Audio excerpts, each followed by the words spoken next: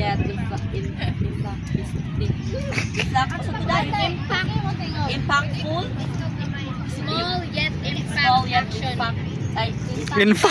impactful.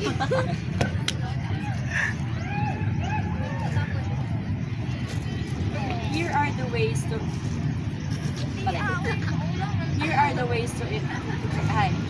the ways to protect our environment. We must all engage in small yet impactful actions.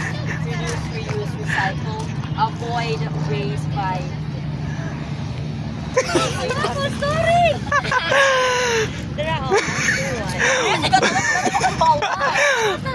Wala kay hunong, wala kay kama, wala kay period. Small yet impactful action.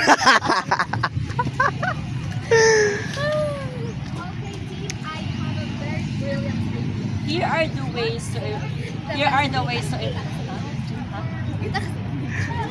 Hi guys, gabi nitabang ko, katawa. Ha? Here are the ways to protect the environment. We must engage in small yet